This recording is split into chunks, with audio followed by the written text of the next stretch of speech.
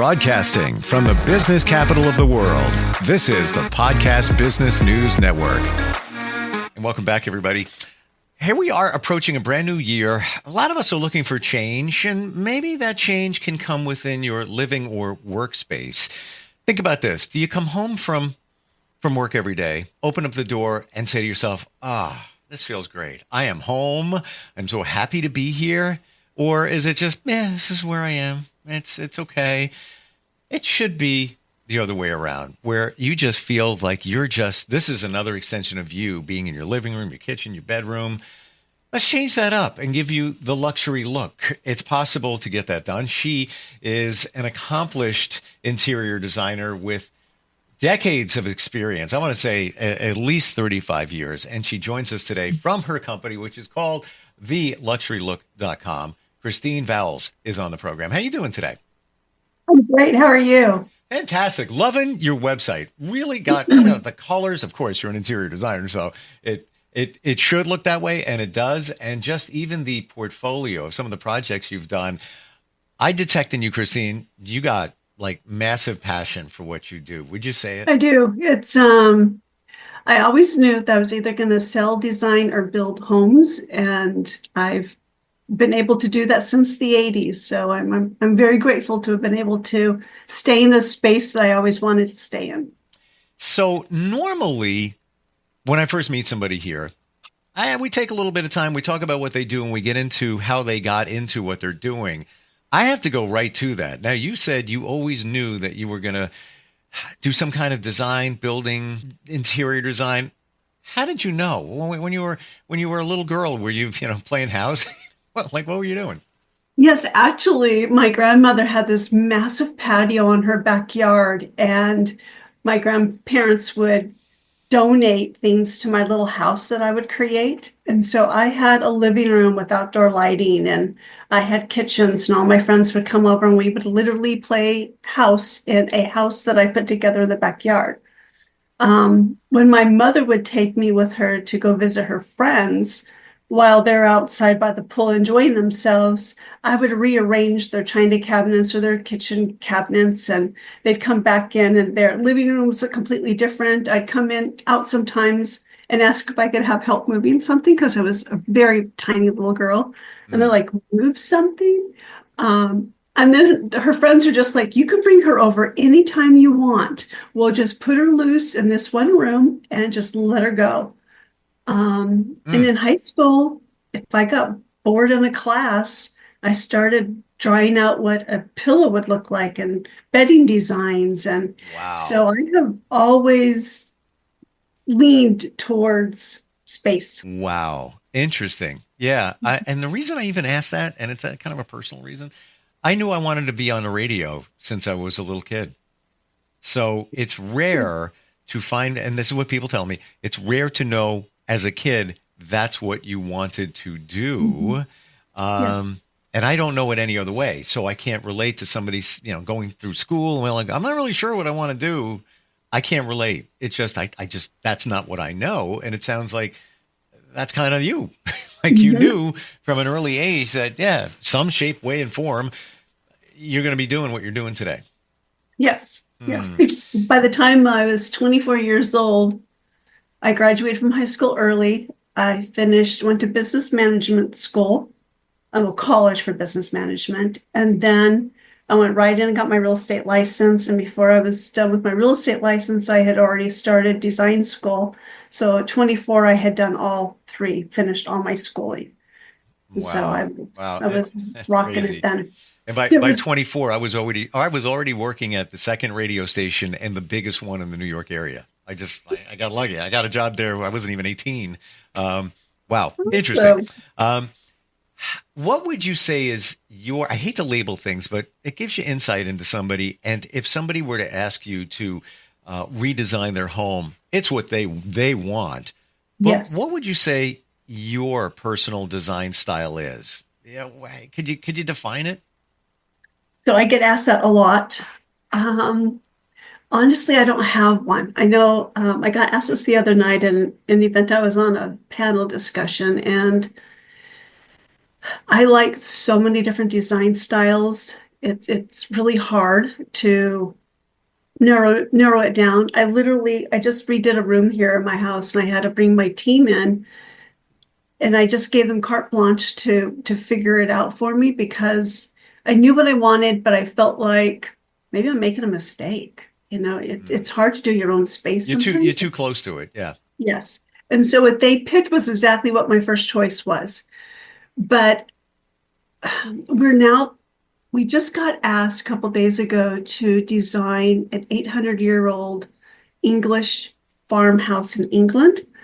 And we were on a Zoom call this morning, and we're looking at all of our inspiration. It's like, we haven't done anything like this. It's like, this will be the first time we get to merge fabrics with birds on it, with stripes and all these different patterns that we are not used to. And we're like, this is going to be fun.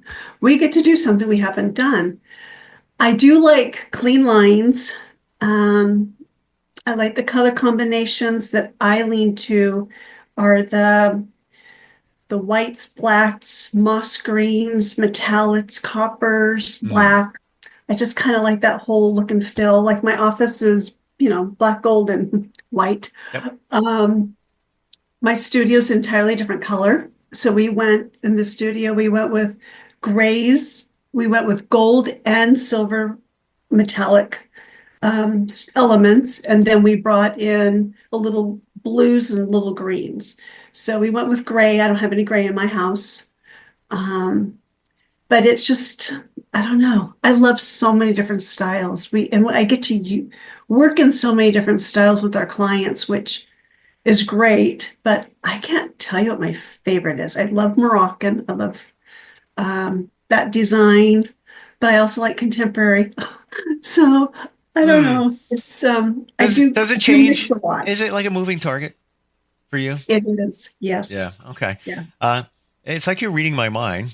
First you talk about you knew what you wanted to do from an early age, and that was me. And then you mentioned working with somebody in England, which I wanted to get to that. You can work with anybody anywhere virtually, right? I do. Hmm. Yes. So how we're going to so we have some projects coming online this year in Belize, which, I'm sorry, somebody has to do it. So if I have to go to Belize, I'm sorry, I'll take that hit for the team. Yeah. And we have nobody else that wants to go, so you might as well. Absolutely Yeah. no. Yeah. I'll go there and help them out. We're going to do overwater bungalows. So can't wait to do that. So I'm getting into the Like, Caribbean style. seriously? Yes, What yes. the hell am I doing talking into a Oh microphone? my gosh, it's going to be awesome. And So that's yes, I want to share with you, that is my thing. Caribbean inspiration. I love yes. it. My bedroom is darker Caribbean looking furniture with, whitewash floor and just light and bright. I love that. I just love that look. And I have this in my bedroom, this big round window and the sun shines in first thing in the morning. And it's just like, it's Oh, like being there. that Yeah. sounds heaven on earth. It's nice. It's nice. Yes, Now, the rest of my place, I'm not a fan of. I'm going to tell you straight out. I need work there, but we bedroom, can help you. I know. Bedroom, I'm kind of okay with. I'm sure I could lose, some nuances here and there. I Mhm. can't believe you go from country farmhouse in England to bungalows over the water in Belize. Yes. Well, Wow. I just bought the URL, the Curated Caribbean. Wow. And we're creating our own company scent we have our own company scent that we have in the United States, but we thought, well, we don't want to take that to the Caribbean. So the team's like, oh, good, we got to create a new scent and it's going to be, for the ocean. And so we're really looking forward to that. We've really enjoyed the process of getting to that point. When you go to my website, that video that pops up, it's a buying trip that I took one of our clients. He owns 8 islands in the Caribbean, and we took him on a buying trip to the world market, and we created what I consider a whole new design style for the Caribbean. And he fell in love. He thought it was going to be a nightmare, a single guy coming and looking at 4,000 stores. And he said it was the best experience he ever had. But we filmed it behind the scenes. We got his permission ahead of time because he didn't know cameras were going to follow us around, but I wanted to capture it because most people, when I think about going on a buying trip with a designer, you think it's with a bunch of women, but this was the one we were going to do with just a single man and his entourage. Wow. And I thought, if this goes well, I can pull off any other buying trip because this could be a total nightmare. And it was fabulous. We purchased every single thing for him in 2.5 days. Wow. By the way, I just brought up the video. I want to be him. I want to oh my gosh, just wow. The biggest challenge of this entire buying experience, so many choices. Yes. Wow. We chose 12 stores. So we created a design package for him before he got there out of the 4,000 stores, which in multiple buildings all around that we took him to. We had 12 to take him to. And he said that you nailed it. Every single store we took him to was for the outdoor. He wanted a rooftop. He was extending his home on the water to the rooftop. So we wanted to create something that was like outdoor living, but also could hold up to the sun. Sure. Hurricanes. So we took him to all those stores that were there. He wanted unique lighting, so we had the lighting stores. We even took him to kitchen showrooms. So it was really, he says, I've never accomplished so much in such a short period of time. And he says, not 1 minute was wasted. And that just really made me feel good that we did that for him. He's not a guy that you want to waste his time. So if you waste his time, he's out. And I thought, this is a one-shot deal. We make one mistake on this one and he's done. And you had to make it fun too. It was. We had a blast. We had so much fun. Yeah. So is this a thing? So this is where I go. House I sold a year and change ago, and I'm in between houses. It's just I'm in the New York metro suburb. Nice. But not the right time to buy a house. It's like they're way jacked up. It's just I'm waiting for the right moment. I renovated my backyard and this house. I mean, completely, and made it like a tropical resort. Really did. Like it had, you name it, it had that look and that feel. And my mentality was hotel resort. That's what I'm going to make it like. And, I would take little pieces of someplace I've been. Yeah, that was a cool idea. I like that idea. Is that a good mindset overall in a home to think, that you want it to feel like you're away, that excitement? Is that something, or am I just all over the place here? No, we finished a house last year where the clients said, we have a vision of our 5 favorite hotels that we go and visit around the world. And they showed us different snippets of that. So we studied those hotels. I even went and visited a few of them. And I'm like, okay, I said, so you want us to give you that look and feel? And they said, yeah. So we created an entire look for them. And I mean, we literally had everything sourced and picked for them in a matter of 2 months. And they call each room in their house the names of the hotels that they went to. Cool. But yes, in the one we just finished and just photographed probably about 2 weeks ago, all she said is, I want to feel like a 5-star hotel. And that's how he lives. He's like, his house in Chicago is very eclectic, but it is exquisite. This one, he wanted to be a nice, relaxed, comfortable, but yet a 5-star experience because he knew more people would come visit with him in Arizona than in Chicago. So he's like, everyone's going to come here to see me. So I want this house to feel like they're they have their own private space. And so we did. I said, give us your favorite places you've stayed. And so we duplicated that in his own home. And everyone says, did you do a hotel? And it's like, no, that was a home. So yeah. I mean, some people, they might hear this and say, I would never want to feel like it. I want it to feel like home.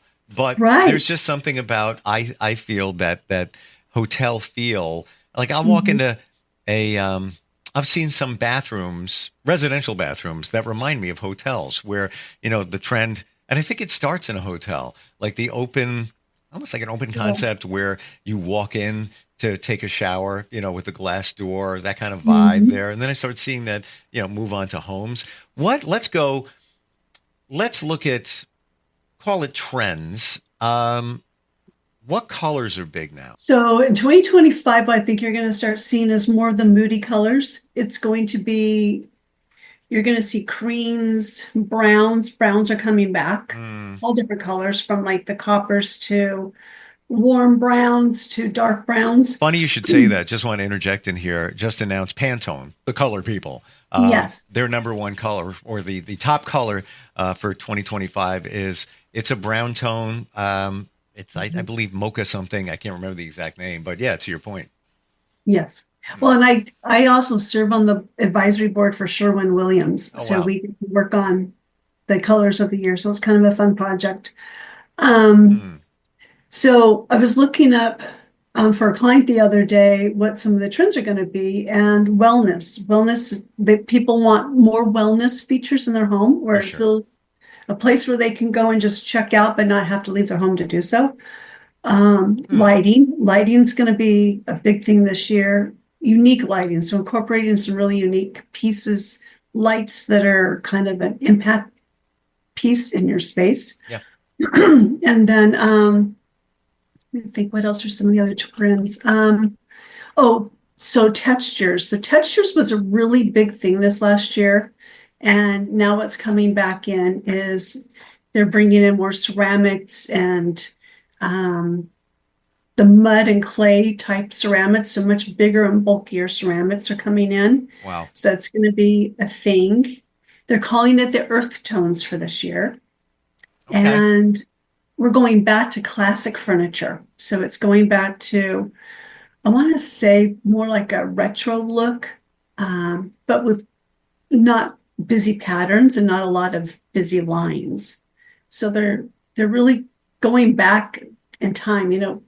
Styles last for so long and then they come back in a different way. They just like the bell bottoms, you see that, and sometimes they're back. There used to be skinny jeans, and right now, if you're wearing skinny jeans, people who are younger, Generation Z, be like, "Well, look at you." I don't care. I like skinny jeans, but that's just me. It's funny. You talk about brown. Like if you told me, Kristine, I highly suggest you put brown here, brown there, I'd be like, "Nah, I don't really want to." But when I think back to 2 houses ago, the one before the last. It was already painted, and I liked the colors. And guess what was in the kitchen? A brown, and loved it. I don't know what it was, but it felt warm and homey, and it fit with the cabinets and the countertop. And I had very light shades of brown in the last house, like, sort of like a little more than a cream color. But it was still those brown tones that were there. Interesting. What else is trending right now for 2025? 2025, nature. So bringing in a lot of live trees. So in various forms. So with the ceilings being so high now, we can actually bring in large trees. So that's going to be very popular coming up.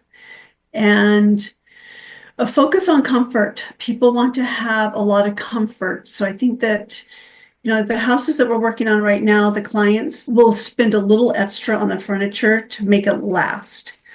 I don't want to offend anybody, but it seems like the last few years we've been doing a lot of what I call Instagram houses, where they're really pretty for your photo shoot, but they don't last long for comfort. I mean, after you've worn them out after a while.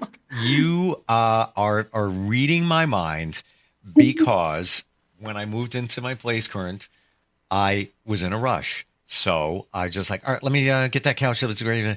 And now I look back, and it's only been, a year and a half or whatever. I hardly ever use that couch. Like I'll lay on it. Maybe I don't really watch a lot of TV, have a couple of guests over. I am not, and it wasn't expensive. It was like reasonably priced. We'll call it that. I am not kidding when I tell you it's showing signs of wear. And I'm not even talking about the 2 cats I have, which love to use it as a scratching post.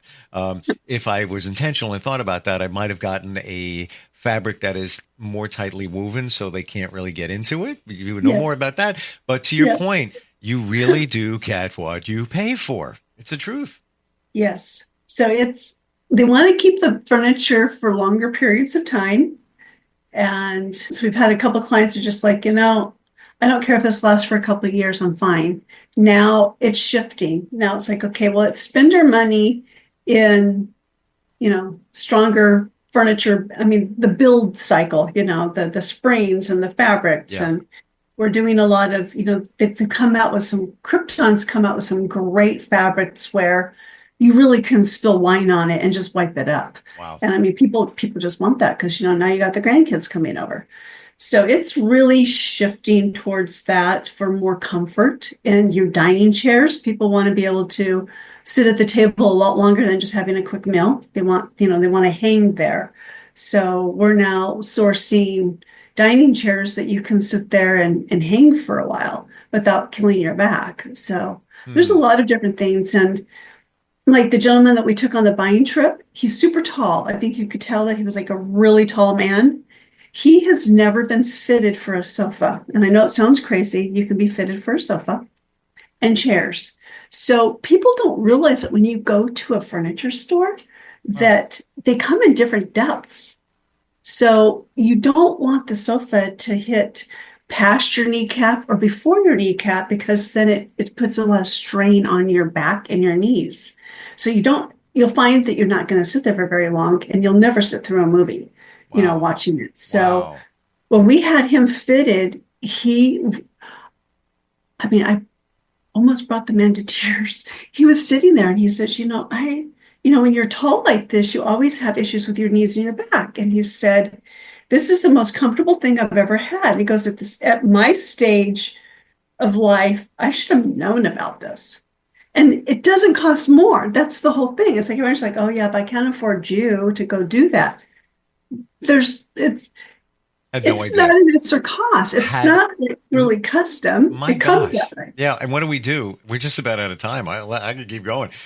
Most people just do the butt test, sit down. Yeah, it's kind of squishy. It's comfortable. All right. Yeah. You haven't sat there for, a 2-hour movie. So no. Wow. I learned so much. I am excited for you in the things that not only you've accomplished in 3.5+ decades, but you're not stopping. You're moving and to really cool stuff. Wow. Kristine, how does somebody connect with you if they're looking? And again, we demonstrated you can do this anywhere on the planet. What's the best way to find you? They can check out our portfolio on www.theluxurylook.com. My email is Kristine with a K @theluxurylook.com. And we would love to talk and chat with people. Sometimes we've done a lot over Zoom. We've done a lot of, especially during COVID, we did a lot of designing over Zoom. So, yep. I just as an example, I could get personal and show you pictures of my bedroom. Absolutely. And what you would do. And this is final thought here. I just did this to my bedroom and it's so embarrassing, but, and lighting, we'll get to that someday in lighting. I had hi-hats in there. It's all right. Doesn't really feel homey. I had 2 table lamps in my office here. I'm in an office building, and they have Caribbean shades on them. And they came from the other house. I brought them here because I needed lamps for a project, and they were in the corner. I brought them home, put them on my nightstand. I'm in love. What a look. I forgot what lamps look like. I know it's crazy, but I'm not a designer. That's where you probably look at it and say, Steve, you need some table lamps on your nightstands. It's going to make a big difference. And sure enough, little things like that, the big stuff, you're there. Kristine, thank you so much for being here today. Lots to talk about next time we get together. Awesome. Looking forward to it. Same here. We'll be right back.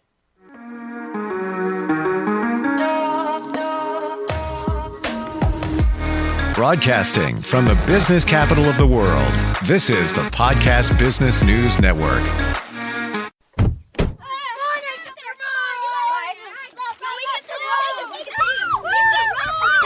They'll challenge your authority. They'll try to break your will. They'll push you to the edge of your sanity. Because that's what kids do. But this car is your territory, not theirs. Defend it.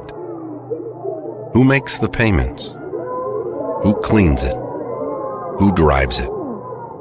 You do. That's who. And in here, your word is law. So when you say you won't move until everyone's buckled up, you won't budge an inch until you hear that click.